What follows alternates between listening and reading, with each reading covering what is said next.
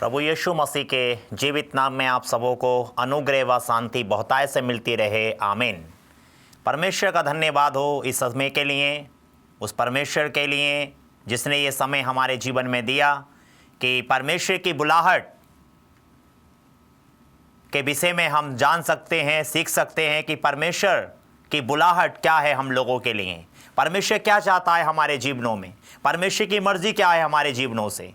परमेश्वर की बुलाहट के इस श्रृंखला में मैं आज बात करूंगा आप लोगों के साथ में परमेश्वर की बुलाहट जवानों के लिए। जी हाँ प्यारे अजीजों, परमेश्वर की बुलाहट जवानों के लिए। परमेश्वर जवानों को बुलाता है, परमेश्वर जवानों से अपनी महिमा कराना चाहता है, परमेश्वर जवानों को भी अपने जलाल के लिए, अपनी महिमा के लिए इस्तेमाल करना चाहता है। परमेश्वर जवानों को बुलाता है। आइए हम परमेश्वर के वचन को पढ़ेंगे। रोमियो की पत्री उसका 12वां अध्याय उसकी 2 आयत, रोमन 12 चैप्टर एंड वर्सेस 2। यहां पर लिखा हुआ है, इस संसार के सदृश ना बनो, परंतु तुम्हारे मन के नए हो जाने से तुम्हारा चाल चलन भी बदलता जाए, जिससे तुम परमेश्वर की भली और भांति और सिद्ध इच्छा अनुभव से मालूम करते रहो। परमेश्वर अपने वचन पर पढ़े जाने पर, सुने पर आशीष और बरकत दे, आमीन। प्यारे भाइयों, प्यारी बहनों, अभी मैंने आप लोगों के सामने परमेश्वर के वचन से पढ़ा।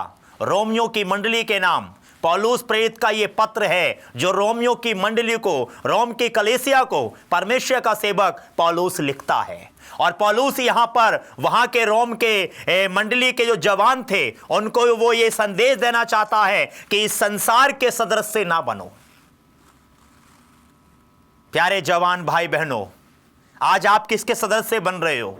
इस संसार के सदृश से जो संसार आपको कुछ नहीं दे सकता, इस संसार के सदृश से जो आपकी जिंदगी का गलत उपयोग कर सकता है, इस संसार के सदृश से जो आपको धोखा और ठेस पहुंचा सकता है। कौन से संसार के पीछे आप जा रहे हो? परमेश्वर का दास पौलुस रोम की कलीसिया को, रोम की मंडली के जवानों को यह खत लिखता है, यह पत्र लिखता है कि इस संसार के सदृश से, इस संसार के समान ना बनो। प्यारे भाइयों, प्यारी बहनों, आज आप किसके समान बनना चाहते हैं? किसके साथ चलना चाहते हैं? किसके साथ जाना चाहते हैं? फैसला आपके ऊपर है। फैसला आपको करना है कि आप किसका दामन पकड़ेंगे, किसके साथ चलेंगे और किसके साथ अपने जीवन को आगे बढ़ाएंगे। परमेश्वर का दास पौलुस कहता है रोम की मंडली को कि इस संसार के सदृश से ना बनो, इस संसार के सदृश से ना बनो। आगे यहां पर लिखा हुआ है, इस संसार के सदृश ना बनो, परंतु तुम्हारे मन के नए हो जाने से तुम्हारा चाल चलन भी बदलता जाए। जी हां, तुम्हारे मन के नए हो जाने से। आज आपका मन आज किस प्रकार आप अपने मन को नया कर सकते हैं? क्या आपका जीवन, हम लोग बड़ी खुशियां मनाते हैं, बड़ा आनंद करते हैं जब कभी कोई सन बदलती है। सन 2011 था वो निकल गया, सन 2010 था वो निकल गया और अब सन 2012 है। हम बड़े अच्छे से इसको सेलिब्रेट करते हैं, बड़े अच्छे से हम इसको मनाते हैं, बड़े धूमधाम इसके साथ हम इसको एंजॉय करते हैं। तमाम प्रकार की आतिशबाजी हम छोड़ते हैं, तमाम प्रकार के पटाखों से हम नए साल का स्वागत करते हैं। नया साल, बड़े आनंद लेते हैं हम नए साल में कि हमारे जीवन में एक और वर्ष जुड़ गया है। लेकिन परमेश्वर वचन कहता है पौलुस के द्वारा, पौलुस रोम की मंडली को कहता है कि अपने मन के नए हो जाने से, साल नया हो गया है, सन नई हो गई है, पुराना साल गुजर गया है, नया साल आ गया है। लेकिन प्यारे जवान भाई बहनों, क्या आज तक आपने अपने मन को नया किया है या नहीं किया है? आज अपने मन को जांचिए, आज अपने हृदय को परखिए, आज अपनी जिंदगी को जांचिए कि आप कहां बैठे हैं, क्या कर रहे हैं, क्या सोच रहे हैं, किसके विषय में जान रहे हो, क्या देख रहे हो। फैसला आपके ऊपर है। आपके मन के नए हो जाने से, आगे लिखा हुआ, तुम्हारा चाल चलन भी बदलता जाए। चाल और चलन, ये दो बातें हैं यहां पर, चाल और चलन। चाल, जैसा कि आज हम देख रहे हैं कि जवान अपनी चाल को कैसे चल रहे हैं, बुजुर्ग अपनी चाल को कैसे चलता है, स्त्रियां बच्चे अपने चाल को कैसे चल रहे हैं, लेकिन प्रभु का वचन यहां पर जो है, जो चाल है वो बता रहा है कि हम कौन सी चाल को चल रहे हैं। आज हमें वो चाल चलनी है, वो मार्ग पे चलना है, उस रास्ते पे चलना है जिस रास्ते पर हमारे जीवन के द्वारा किसी दूसरे को ठोकर ना मिले, हमारे जीवन के द्वारा किसी के विषय में कोई गलत ना हो जाए। ऐसी चाल को आज प्यारी बहनों, प्यारे भाई, आपको चलना है। कौन सी चाल को आप चल रहे हैं? अपने चाल चलन को सुधारें। 2 कुरिन्थियों 5वां अध्याय 5 चैप्टर वर्स 17 में लिखा हुआ है, सो यदि कोई मसीह में है तो वो नई सृष्टि है, पुरानी बातें बीत गई, देखो सब बातें नई हो गई हैं। जी हां, परमेश्वर आपको नया बनाना चाहता है, परमेश्वर आपके दिल को नया बनाना चाहता है, परमेश्वर आपके हृदय को नया बनाना चाहता है, ताकि आपका जीवन परमेश्वर के काम के लिए, परमेश्वर के जलाल के लिए और परमेश्वर की सेवा के लिए आगे बढ़ सके। क्या कर रहे हैं जवान भाइयों बहनों? क्या सोच रहे हैं आप? इसका जवाब परमेश्वर को आपको देना है। परमेश्वर की बुलाहट जवानों के लिए है। परमेश्वर आप जवानों को बुलाता है। परमेश्वर चाहता है कि वो अपने काम को आपके जीवन से लें। तमाम काम करने के लिए हमारे पास में टाइम है, टेलीविजन देखने के लिए हमारे पास में टाइम है, क्रिकेट देखने के लिए हमारे पास में टाइम है, तमाम प्रकार की मैगजीन पढ़ने के हमारे पास में टाइम है, अखबार पेपर पढ़ने के हमारे पास में टाइम है, और दोस्तों के साथ संगति करने के लिए हमारे पास में टाइम है, तमाम प्रकार के ठट्टा और मखौल करने के लिए हमारे पास में समय है। लेकिन अफसोस कि चर्च में जाने के लिए हमारे पास में समय नहीं है, परमेश्वर के वचन को सुनने के लिए हमारे पास में समय नहीं है, परमेश्वर के वचन की बातें सुनने के हमारे पास में समय नहीं है। हे जवान, परमेश्वर आज आपसे बात कर रहा है। हे जवान बेटी बेटे, परमेश्वर आज आपसे बात कर रहा है। आप किस प्रकार से अपने जीवन को परमेश्वर के लिए इस्तेमाल कर रहे हैं? परमेश्वर आपको बुलाता है, परमेश्वर आपको बुलाता है। जी हां प्यारे अजीजों, परमेश्वर आपको बुलाता है कि आप उसकी आवाज को सुनिए। परमेश्वर चाहता है कि आपके जीवन में शांति आ जाए, परमेश्वर चाहता है कि आपके जीवन में आनंद आ जाए, परमेश्वर चाहता है कि आपके जीवन से तमाम अंधकार दूर हो जाए, परमेश्वर चाहता है कि आपका जीवन नाश ना हो सके। प्यारे भाइयों, प्यारी बहनों, परमेश्वर चाहता है कि वो आपके जीवन को शांति से भर दे। वो शांति जो समाज में और दुनिया में आपको नहीं मिल सकती, वो प्रेम, वो आनंद जो दुनिया के लोग आपको नहीं दे सकते, वो परमेश्वर आपको दे सकता है, वो परमेश्वर आपको दे सकता है। आइए हम बाइबल में से, परमेश्वर के वचन में से एक पद पढ़ेंगे जो हमें मिलता है गलतियों की पत्री उसका 6वां अध्याय और उसकी 7 और 8वीं आयत को। गलतियों की किताब उसका 6वां अध्याय उसकी 7वीं आयत में लिखा हुआ है, धोखा ना खाओ, परमेश्वर ठट्टों में नहीं उड़ाया जाता। जी हां, धोखा ना खाओ, धोखा ना खाओ, परमेश्वर ठट्टों में नहीं उड़ाया जाता। मेरी प्यारी बहनों, मेरे प्यारे भाइयों, आज जब कोई पास्टर, कोई पासवान, कोई खादिम, कोई प्रचारक आपके घर में आता है तो आप उसकी प्रार्थना को सुनकर हंसते हैं। जब आप कोई आपके घर में कोई आकर प्रचार करता है और आप अगर उसके मुंह से कोई शब्द ऐसा निकल जाए तो आप हंसते हैं। परमेश्वर वचन की बातें जब आपके सामने की जाती हैं तो आप जो है ठट्टा मारते हैं, मजाक करते हैं, परमेश्वर वचन के साथ खिलवाड़ करते हैं। ध्यान रखिए, परमेश्वर ठट्टों में नहीं उड़ाया जाता। प्यारे भाइयों, प्यारी बहनों, ठट्टा करने के लिए और बहुत सी जगहें हो सकती हैं। ठट्टा आप अपने दोस्तों के साथ कर सकते हो, ठट्टा आप अपने पड़ोसियों के साथ कर सकते हो, हंसी ठट्टा आप अपने मित्रों के साथ कर सकते हो, अपने पेरेंट्स के साथ कर सकते हो। लेकिन याद रखिए, परमेश्वर के साथ आप ठट्टा या मजाक नहीं कर सकते। परमेश्वर को ठट्टों में आप नहीं उड़ा सकते। प्यारे जवान भाई बहनों, परमेश्वर का यह संदेश आपके लिए है आज कि आप परमेश्वर को ठट्टों में तो नहीं उड़ा रहे हैं। सोचिए, अपने मन में सोचिए, अगर आपके जीवन में अभी तक ये बातें बनी हुई हैं कि परमेश्वर वचन को बड़े हल्के से आप अपने जीवन में लेते हैं, तो आज परमेश्वर के आत्मा को अपने जीवन में काम करने दीजिए। आगे लिखा हुआ है, धोखा ना खाओ, परमेश्वर ठट्टों में नहीं उड़ाया जाता, क्योंकि मनुष्य जो बोता है वही काटेगा। क्या बोल रहे हैं? जवान भाई बहनों, अभी आपके जीवन की शुरुआत है। हो सकता है आप 10 क्लास के स्टूडेंट हो सकता है आप 12 क्लास के स्टूडेंट हो सकता है प्यारे भाई आप 10वीं क्लास में पढ़ रहे हैं, हो सकता है प्यारी बहन आप 12वीं क्लास में पढ़ रहे हैं। अभी बहुत से आपके जीवन में सोच विचार हैं, आपने अपने मन में बहुत सी उम्मीदें बनाई होंगी, आपने अपने मन में बड़े बड़े विचार बनाए होंगे। मैं पढ़ने के बाद में, अपनी पढ़ाई पूरी करने के बाद में ये करूंगा, ये करूंगी, ऐसा करूंगा, ऐसे करूंगी, मुझे ये बनना है, मेरा ये सपना है, मेरा ये दर्शन है। आपके जीवन में एक सपना होगा, लेकिन याद रखिए प्रभु का वचन कहता है इस बात के लिए, जैसा बोगे वैसा ही काटोगे। अगर आज आप अपने जीवन में अच्छाइयों को बोते हैं, आज अपने जीवन में आप भलाइयों को बोते हैं, आज अपने जीवन में दूसरों के हित के लिए कुछ सोचते हैं, आज अपने जीवन में माँ बाप का आदर करते हो, माँ बाप का सम्मान करते हो, अपने अब से बड़े बुजुर्गों का सम्मान करते हो, तो परमेश्वर आपके जीवन को आगे बढ़ाएगा। क्या कर रहे हो?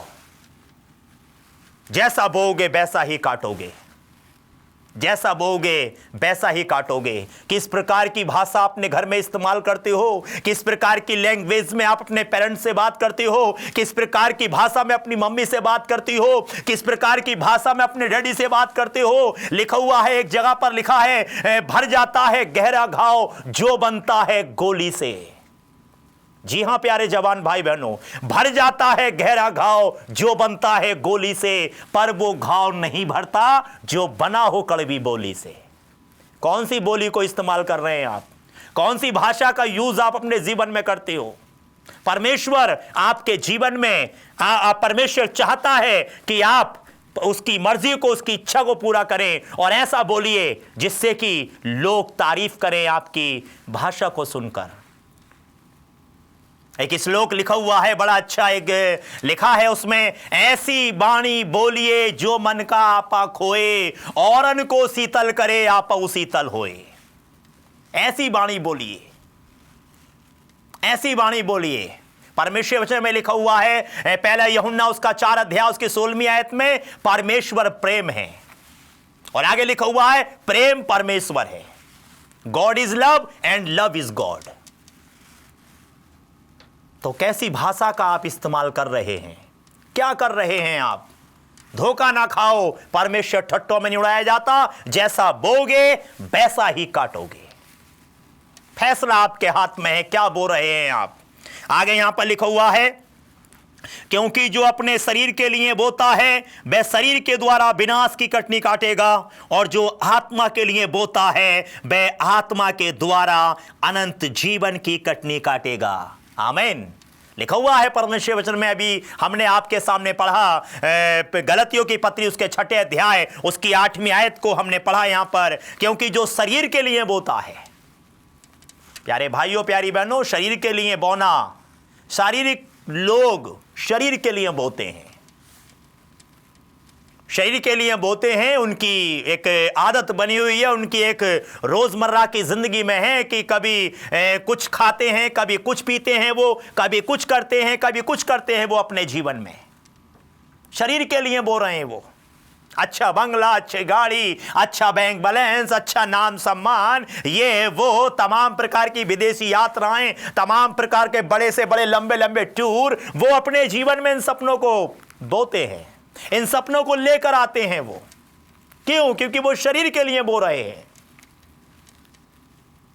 लेकिन प्यारे जवान भाई बहनों, आज मैं परमेश्वर का सेवक होने के नाते आपको बताना चाहता हूं कि आप कौन से, किसके शारीरिक के लिए बो रहे हैं या आत्मा के लिए बो रहे हैं। आत्मा के द्वारा, आत्मा के लिए बोना है। आपके जीवन में चर्च के प्रति कितना आदर सम्मान है, कितना आप प्रार्थना में दिलचस्पी रखते हो, कितना आप प्रभु के वचन में दिलचस्पी रखते हो, कितना आप परमेश्वर के लिए अपने समय को निकालते हो सकता है कि आप संडे के चर्च में जाते हैं, हो सकता है आप फ्राइडे को चर्च में जाते हैं, हो सकता है आप सैटरडे को चर्च में जाते हैं। प्यारे भाइयों प्यारी बहनों, मैं ये नहीं कहना चाहता कि आप कौन से दिन में चर्च जाते हैं, लेकिन मैं इतना जरूर कहना चाहता हूं कि परमेश्वर के साथ अपनी सहभागिता को बनाइए, परमेश्वर के साथ अपने रिलेशन को मजबूत कीजिए।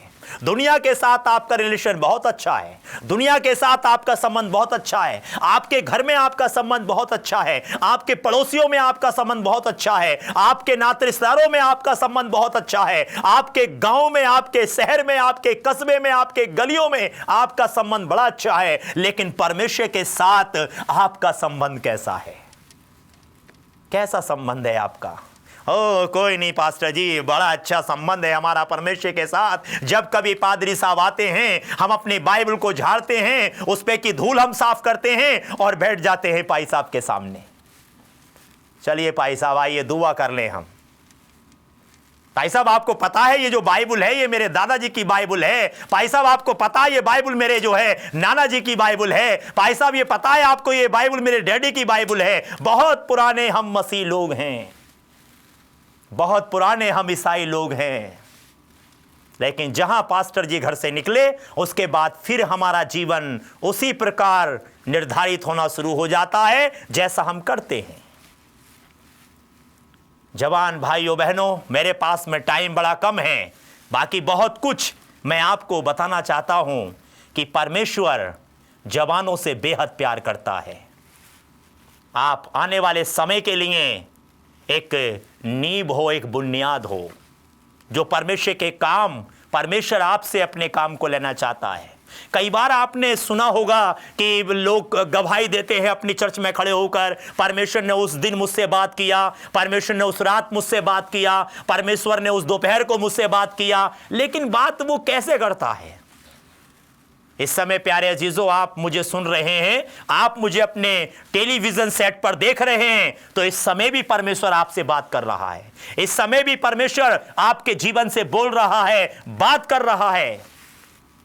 जब कभी आप कोई पत्रिका पढ़ते हो जीसस की, यीशु मसीह की, परमेश्वर आपसे बात करता है। जब कभी किसी कॉन्फ्रेंस में आप जाते हो, परमेश्वर आपसे बात करता है। जब कभी टेलीविजन पर, रेडियो पर आप कोई प्रचार सुनते हो, तो परमेश्वर आपसे बात करता है।